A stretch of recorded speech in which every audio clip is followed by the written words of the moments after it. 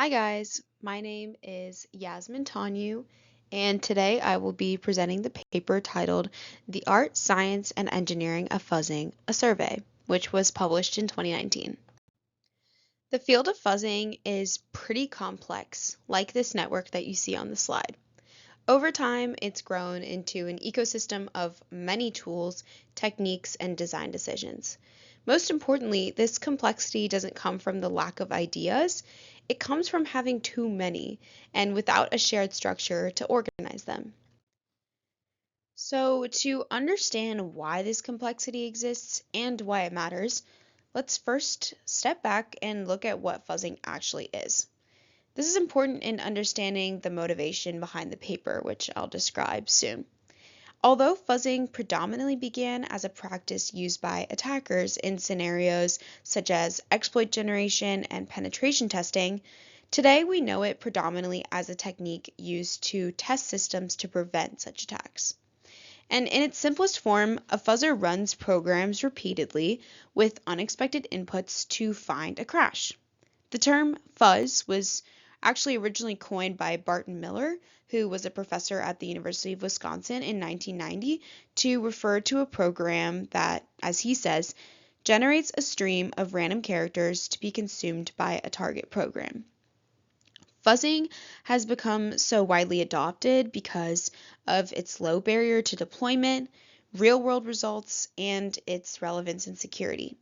So these logos here represent some of the major industry leaders that the paper mentions who have adopted fuzzing as a main practice in security vulnerability identification. Despite its success, fuzzing is often described as something very simple. So at this point, fuzzing sounds pretty simple, right? So here's a question I want you to keep in mind. If fuzzing is basically random input testing, why does it work so well in practice? Well, the short answer is that fuzzing isn't just random. Most modern fuzzers are guided by feedback, scheduling, and iteration. But the problem is that different papers describe these ideas in completely different ways, and that lack of a shared way to describe what fuzzers are doing is where the real problem begins. So, this brings us to the central issue that this paper is addressing: fragmentation in the fuzzing field. Terminology used across papers don't match.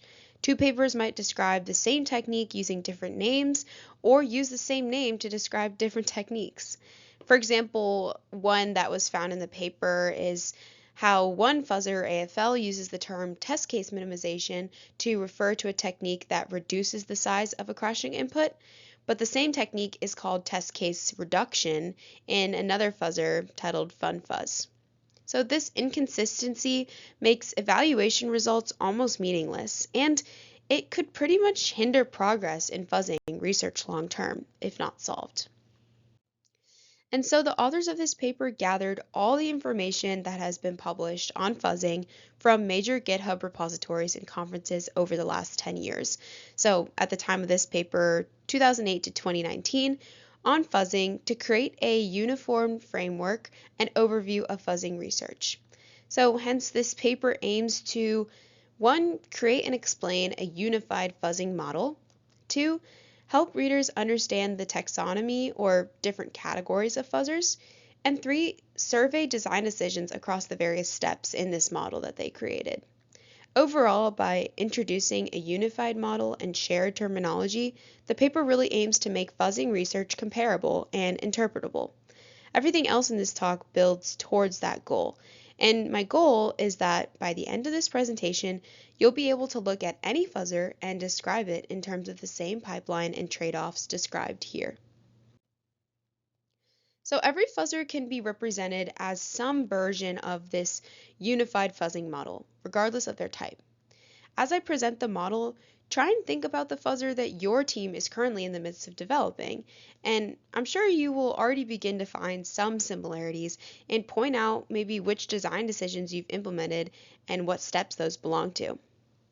The first step is pre-process, where the fuzzer prepares the campaign by modifying the initial fuzz configurations. A fuzz configuration is essentially a set of parameter values that the fuzzer can choose to invest time in. This could include things like instrumenting the program with certain seeds or filtering and trimming seeds. Then, in each iteration, the fuzzer schedules one configuration to focus on next. Using that configuration, the input generation step produces test cases, either by mutating existing seeds or generating inputs from a model. Next, the input evaluation runs the program under test, the PUT, on those test cases and checks for bugs or useful feedback like crashes or coverage. Finally, the configuration update step uses the execution results to update the pool of configurations. For example, by keeping inputs that expand coverage and discarding ones that are redundant so that the fuzzer can eventually become more effective over time. Ultimately, every fuzzer can be explained as a choice of design decisions made at each stage of this pipeline.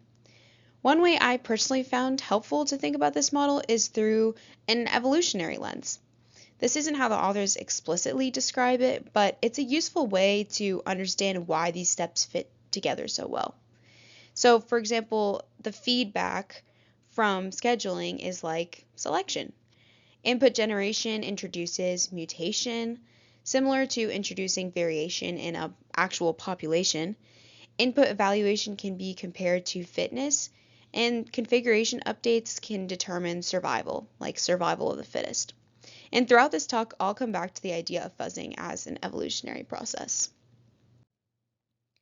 So when discussing the taxonomy of fuzzers, the paper outlines three main types: white box, black box, and gray box, with the distinguishing factor being the amount of analyses that they do on the internals of the program, the PUT. White box is a type of fuzzer that uses heavy reasoning, as it analyzes the internals of the PUT. It uses the information gathered when executing the program to help it generate its new test cases. On the other hand, black box testing doesn't see the internals of the PUT. While most traditional fuzzers are in this category, it puts them at a disadvantage when it comes to creating meaningful test cases. So at this point, it may sound like white box fuzzers should dominate in practice because they're able to gather the most information about the internals of the program, right? But however, this makes it pretty computationally expensive and slow because they perform such deep analysis on the code. So for this reason, gray box fuzzers have become pretty popular. And as it may sound, they are a mix of black and white box fuzzing. Here I've chosen the color purple to represent this because it's made from a mix of blue and pink. And they obtain some information of the internals of the program and execution. And they can do this through dynamic or static analysis, which I will cover in a little. Gray box fuzzers have become fairly dominant because of their trade-off between speed and information gathering, because they're faster and also guided at the same time. During phase 1 of our project, building our own fuzzer in class, we saw how as we increased the knowledge the fuzzer had about our program through, first adding grammar and then edge coverage and then edge hit count and so on, we saw the number of test cases and time to find a crash decrease because it could make smarter decisions about which seeds to pick and mutate.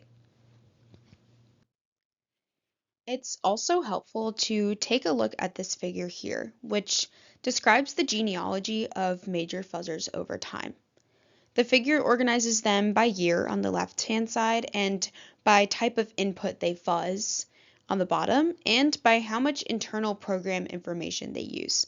The arrows from one to another, like for example the one I've circled in red, represents that one fuzzer cites, references, or uses techniques from another fuzzer. And it can be of use to classify fuzzers in comparison to each other and view them more in a family tree-like structure.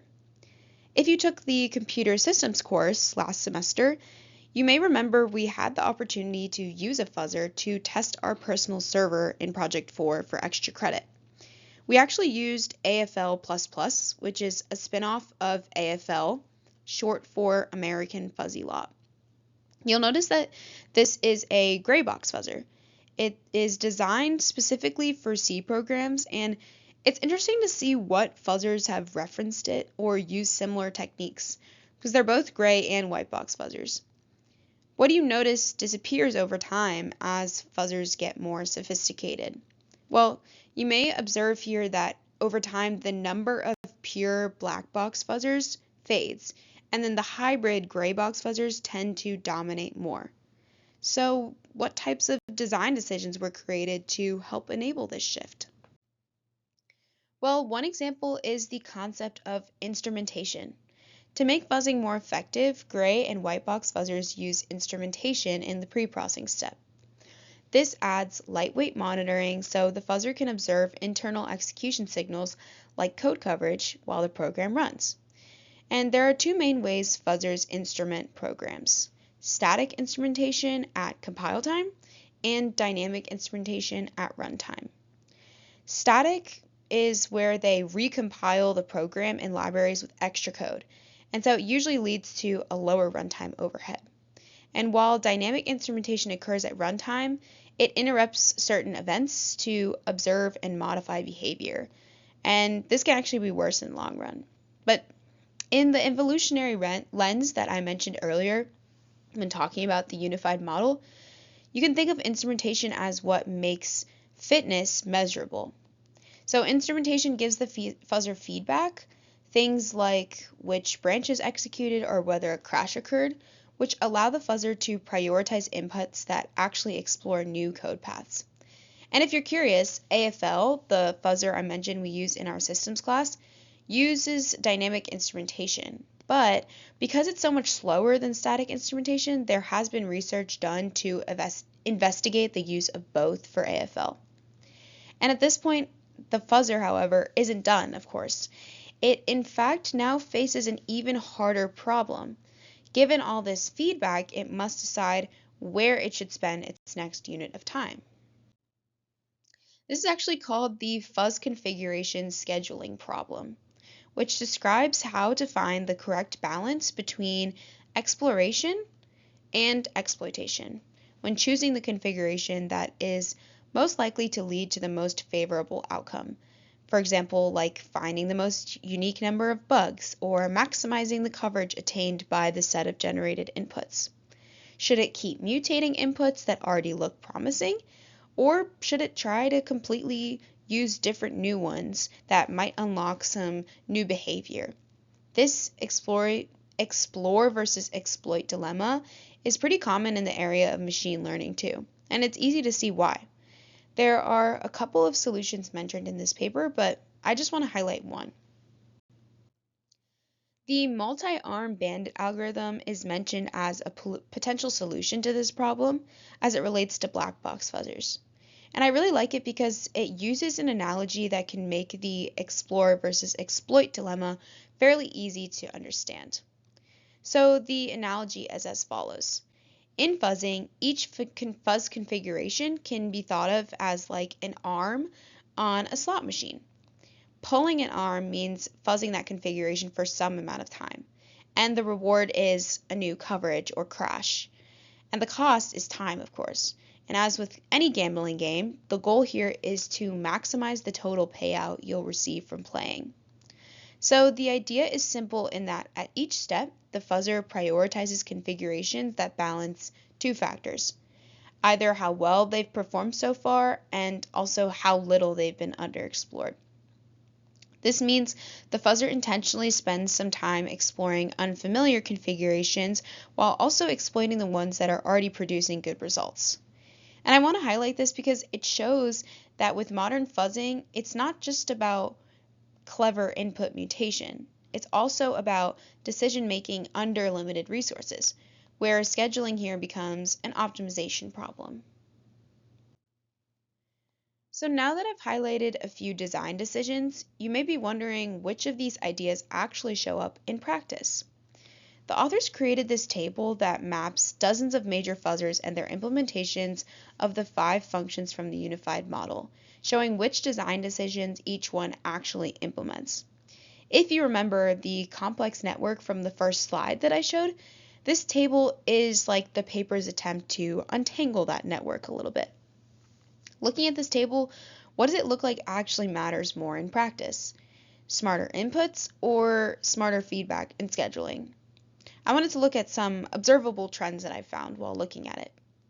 So one clear trend is that there are far fewer white box fuzzers compared to black and gray box fuzzers. White box fuzzers rely on heavy techniques like symbolic execution, which are computationally expensive and hard to scale. This limits their practicality for large programs and long fuzzing campaigns. And you can see this by the different colors of the dots. So it's either going to be black, white, or a hybrid of both, which makes it gray. Another interesting pattern here is that many gray box fuzzers do not use advanced input generation techniques like grammars or constraints. This is interesting because it suggests that in many cases, feedback guided mutation is sufficient enough to make fuzzing effective, which may explain why more complex input generation techniques are less commonly adopted. A third trend is that gray box fuzzers heavily rely on dynamically updating their seed pool during the campaign. This is in contrast to many black and white box fuzzers that do not aggressively evolve their seeds over time. Coverage feedback tells gray box fuzzers which inputs are actually exploring new behavior, so they can keep productive seeds and then discard the more redundant ones. And this continual refinement is pretty central to why these gray box fuzzers can be so effective. And finally, it's worth noting that most fuzzers in this table are open source. This lowers the barrier to adoption in both academia and industry, and it also helps explain why certain fuzzers become widely extended and reused over time. Taken together, these trends help explain why gray box fuzzing has become so widely adopted in both research and practice. So, to wrap up, I want to review the highlights and limitations of this paper to really allow you to make a better judgment of it. To start, what I really liked about this paper is that it finally made fuzzing feel understandable as a whole system and how the individual parts and all of these possible techniques really work together. The paper's main value is that it gives us a shared vocabulary and pipeline model, and this makes fuzzing research easier to understand, compare, and even extend. Another thing is that the paper breaks fuzzing into modular design choices, and this makes it helpful to see what design choices may make one fuzzer more successful for a specific adoption compared to another, and again, provides more transparency into how they work. And for me personally, this paper was helpful as I started to think of some things I might do in phase 3 for my personal Teams fuzzer to try and make it more effective. It also provides the genealogy and fuzzer overview tables, which are a pretty comprehensive way of viewing what design techniques are employed by fuzzers today, and also how they may have influenced each other over the years. And after all of this, you may want to ask, so which fuzzer really is the best fuzzer then? And it may be argued that one limitation of this paper is that it doesn't actually evaluate fuzzers against each other or tells us which fuzzer is best. But I think that's pretty intentional because what the paper does instead is arguably more important in that it gives us a shared model and a vocabulary, and it reframes fuzzing as a set of design decisions, which makes future evaluation and comparison far more rigorous and even possible in the first place. Another thing is that while it does outline the taxonomy boundaries between a black box, gray box, and white box fuzzer, those boundaries can actually be pretty blurry in practice, which is something that I've noticed. Even comparing them across the fuzzer overview table, it was a little hard to see what factors may really distinguish a fuzzer between being gray box versus white box, for example. And lastly, fuzzing evolves quickly, and this article was published in 2019, so it could be kind of a snapshot of that time. And there could have been a good amount of advancements made since then that weren't really highlighted in this paper. So, after this talk, you don't need to remember every fuzzer or every technique, but as I wrap up, what you do now have is a way to read and reason about any fuzzer that you may encounter, either in a future class, research project, or maybe even in your job someday. Like I mentioned earlier, the paper doesn't tell us which fuzzer wins, and that's pretty intentional. But instead, it gives us a consistent framework to analyze basically any fuzzer. So the next time you're looking at a fuzzer, I'd encourage you to ask these three questions. First, what feedback does it use? Second, how does it decide where to spend its effort? And third, how does it adapt over time?